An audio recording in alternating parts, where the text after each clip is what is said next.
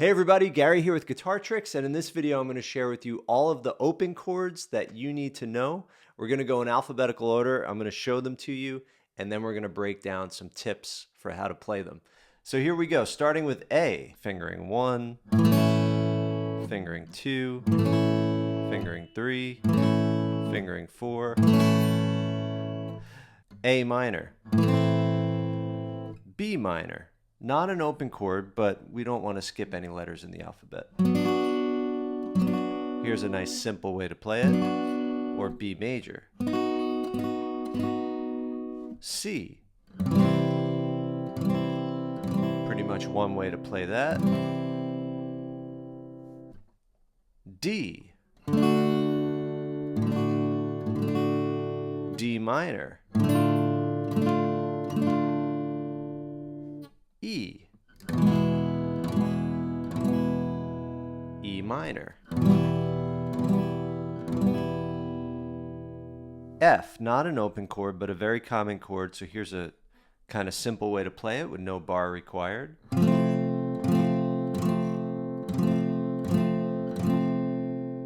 G. There's how I finger it. You could also finger it like this. Or like this. And then we'll throw in a few auxiliary ones like G7 or D7 or A7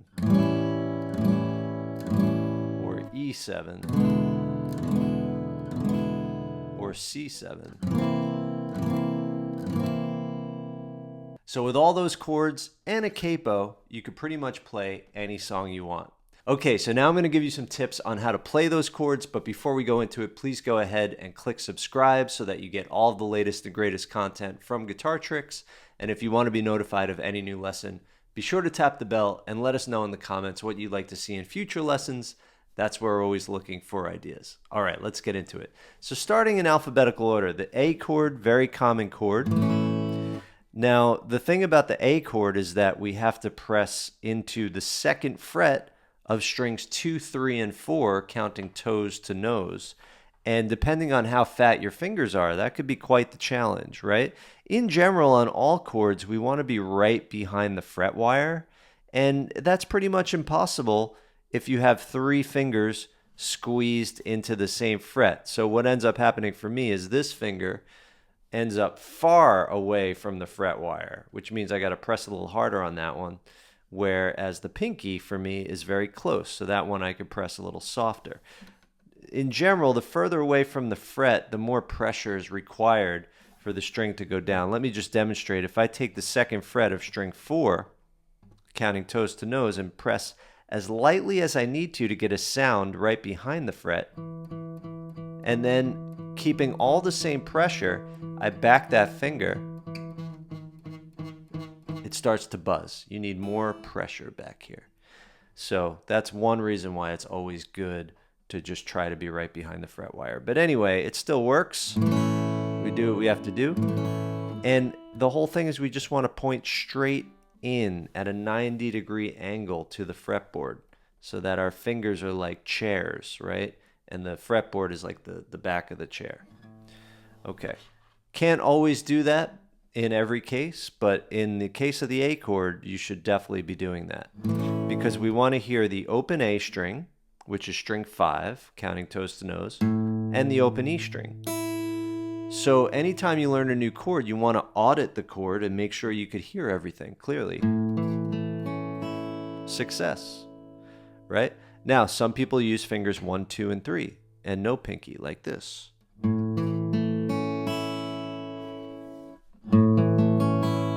In general, I don't find that as comfortable. Some people just use one finger. Sometimes I do that, depends on what song it is and where I'm coming from. You got to kind of go at an angle to make sure that high E string rings out. Right? And then some people also do index finger on string 3, counting toes to nose, middle on 4, ring on 2.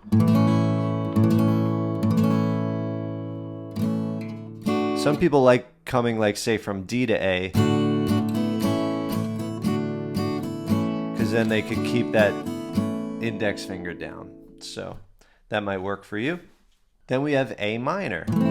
So the difference between major chords and minor chords is always just one note from the major version goes down a half step or 1 fret. So in this A major, we just take this string on the 2nd fret of the 2nd string and bring it down to the 1st fret. Hear the difference? Major, bright. Some say happy, but this is all subjective. Then A minor, moody, sad, up to you. But there's definitely a difference, right? Okay, so this one is easier because we don't have to sneak all fingers into the same fret. So index finger, 1st fret of the 2nd string, and then the middle 2 fingers go on the 2nd fret of the middle 2 strings. And these 2 fingers are just like a unit, right? Like they just kind of stick together. And then on this one, you could hit the low E string. It's okay. String 6. It's going to sound just fine. But if you want the namesake of the chord, the note A, to be the lowest note, which is called the root note, then you could mute out the low E string. That's usually what I do. I just touch it with my thumb. But it's not essential. Then we get to B. I said B minor. So if we just do the top 3 strings of B minor, it's just a straight line in a diagonal. 2nd fret index on the 1st string, 2nd string 3rd fret with the middle finger, 3rd string 3rd finger on the 4th fret. But then if you take that 3rd finger, bring it up 1 string, put the pinky where the 3rd finger was, now you get 1 more string into the mix. And then what I like to do is use this finger to mute out the A string. Just the kind of flesh of it touches the A string, and then I could strum these top 4 strings with a little more freedom, and then my thumb mutes the low E. So I could literally strum all 6 strings, and all you hear is the top 4. So one of the kind of unspoken important techniques of playing rhythm guitar is muting out strings you don't want to hear. That gives you way more freedom in your right hand. Otherwise, you're going to have to go, be really careful about which strings you're hitting. Whereas if I mute the strings, I have a lot more freedom. Okay, then B major. This one we're just going to do as a 3-string chord. That's going to be almost the same, but we have the 2nd fret, then 4th and 4th, like that. So ring finger on the 4th fret of the 3rd string, pinky on the 3rd fret of the 2nd string, index finger on the 2nd fret of the 1st string. And then I always just mute the next string so I get a little more strumming freedom. Okay, then we get to C, one of the most common chords right here. So with the C,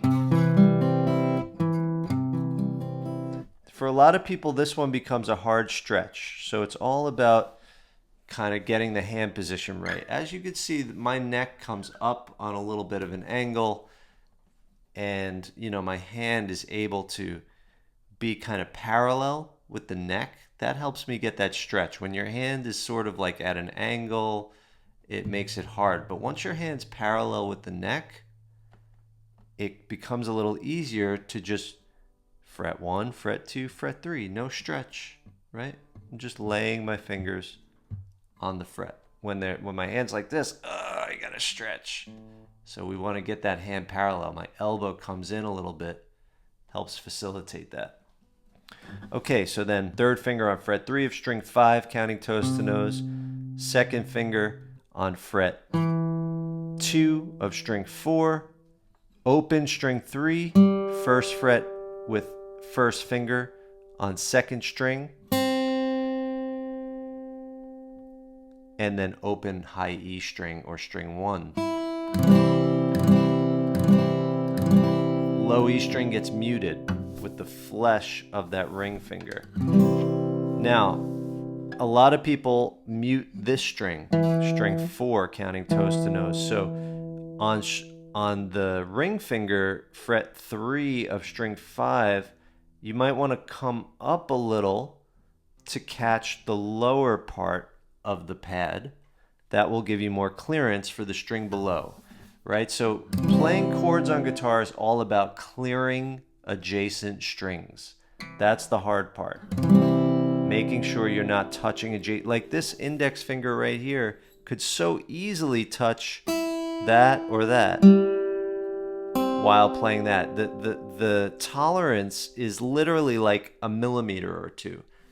So, you know, some people that think big fingers are an advantage for guitar, they could also be a disadvantage because you get far less clearance. So, but the thing is, once you really dial it in, it becomes muscle memory, like down to the millimeter.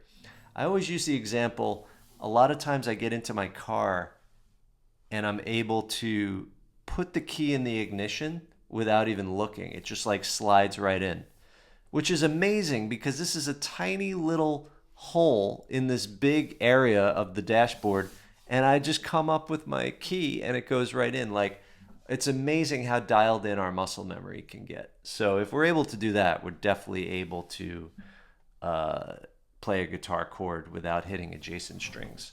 And you get to micro adjust. So sometimes you might strum and then you realize, ooh, I didn't hear that note. Let me micro adjust. So, okay, then we get to D. Now D is a really, once you get D, it feels really easy, really comfortable. For D, I like to say it's like you're watching TV on your hand, or you're, like your hand is your phone and you're watching a YouTube video. Let's bring it to 2023. So you know, your hand is not like that. If you had the choice, you would put your phone on a bit of an angle if you have one of those kickstands, right? So just imagine the perfect angle of your phone to your face, and then you just curl your index and your middle finger, fingers 1 and 2, to put them on string 3, counting toes to nose, 2nd fret, and string 1, 2nd fret. So these two both come to the 2nd fret, and we skip over that B string or string 2. And then the ring finger comes around and gets the 3rd fret of string 2. And then we get the open string 4. So, and then string 5 is okay. That note is part of the chord, but it's not a D, that's the note A, but still part of the chord. And then the E you want to mute out with your thumb so that you could strum freely. Awesome. Now D minor, like I said, to make a chord minor, just one of the notes goes down 1 fret. So in this case, leave your ring finger where it is, put your middle finger where your index is, and now put your index finger on fret 1 of string 1, counting toes to nose. There's D minor. So D major, D minor. When I was learning guitar, D minor for some reason was always the hardest open chord for me to play. I don't know why. Maybe because it's less common. Yeah, I would say D minor is not the most common open chord for you to play. It's probably just that. Like the most common ones, C, G, A minor, E, E minor, A minor, which is almost all of them that I mentioned, right? But not D minor. Okay, then we get to E. This is a great chord because it's all 6 strings. So this is another one, all the fingers are like tables, just pointing straight in. So we take this, you know, these middle 2 fingers as a grouping, and we put those on the 2nd fret of strings 4 and 5, counting toes to nose. And then the index finger comes on string 3 on the 1st fret. there's our E. Now the cool thing to make this one minor, just let go of the index finger. E major, E minor.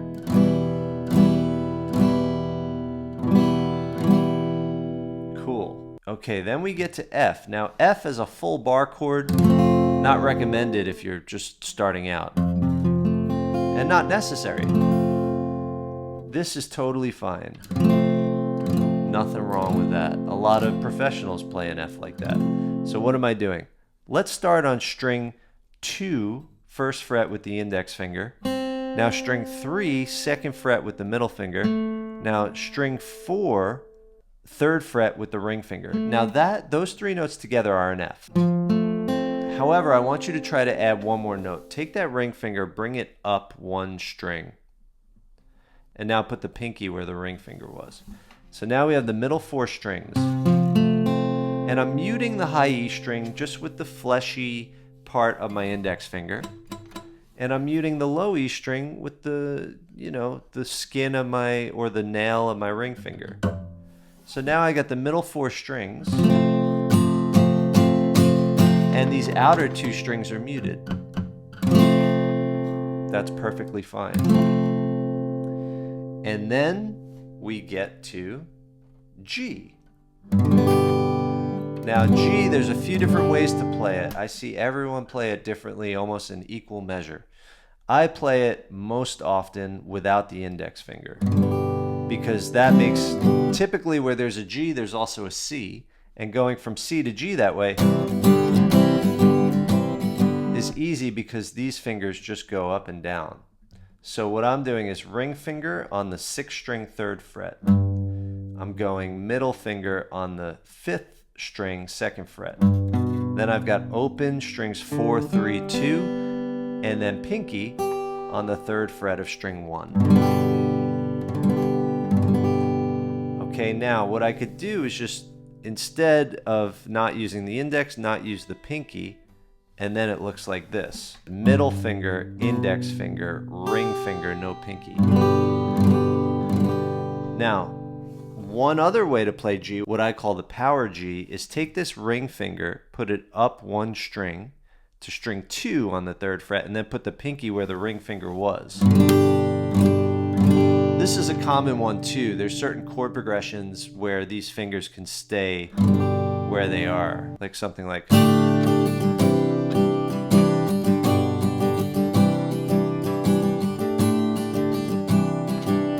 So you'll find a lot of songs kind of have that kind of thing going on as well. All right. Now, I said auxiliary chords that are 7th chords. So if you're into the blues, knowing something like, say, A7, D7, E7 will allow you to play a bluesy sounding progression. And a lot of songs have these 7th chords thrown in because they provide tension that leads to resolution. So like if you're playing a song in the key of C, where C is the main chord, you might hear a G7 that resolves home to C. Or if you're playing in the key of G, you might hear a D7 that resolves to G. Or if you're playing in the key of D, you might hear an A7 that resolves to D. Anyway, to play a 7th chord, we move one of the notes of the chord down 2 frets. That's what you'll notice as a pattern. So on the G, we move the G on the 3rd fret of the high E string down to the 1st fret. And that one we play ring finger, middle finger, index. In the case of the D, we take the middle note that we're playing with our fingers on the 2nd string and bring that down 2 frets to the 1st fret of string 2. And then now these middle 2 fingers are the ones that crawl around. In the case of the A, it becomes way easier. We take the middle fretted note and just let go of it. But then, because of that, it makes the fingering easier. So I like to play that one typically with fingers 2 and 3 on the 2nd fret of strings 2 and 4, counting toes to nose. or fingers 1 and 2. I don't play it that way, but a lot of people do.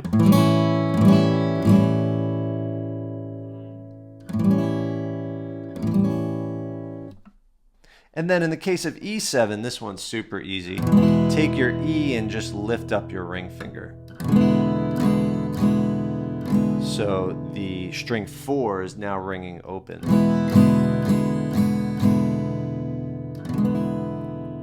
And then with C7, just put your pinky on the 3rd fret of string 3. So in that case, we don't come down 2 frets on any of the notes. We actually go up 3 frets from the open G string or string 3 to now the 3rd fret of the G string. All right, everybody. So those are all the chords that you're going to encounter when you're learning basic open chord songs. You want to have a capo. You'll see if you look up a chord chart, if you Google chords to insert a song name, you're going to see often capo 2, capo 3, and that capo is just, the device that basically just moves the nut to a different fret. And when you do that, the sound of the guitar becomes higher and pitched, changes keys. So if right now this is key of E, once I put a capo, let's say on the 3rd fret, and then I play what looks like an E chord, it's actually a G, even though you're playing an E chord. Now the beauty of bar chords, when you learn those, is capos are no longer required because your finger becomes the capo, right? So like if this is my E and I wanted to play it like this here, I need the capo to go like that. But when my finger's able to do that, I no longer need the capo. See? So there's lots of amazing guitar players that sound wonderful, play professionally, singer-songwriters, acoustic players that still use capos 20, 30 years, their whole lifetime, and it works for them. So what I just shared with you, you can literally make a career with just using those chords. So even though it's beginner, it's lifetime as well. All right, everybody. So those are the chords that you need to know. Get those under your fingers and start learning songs right away. You could head over to guitartricks.com where there's a library of high quality song lessons rated by difficulty level with multiple videos per song, downloadable PDFs and tab, backing tracks. There's step-by-step courses on guitar fundamentals, blues, country, rock, a guitar toolbox, and so much more. Happy playing, and I'll see you in the next lesson.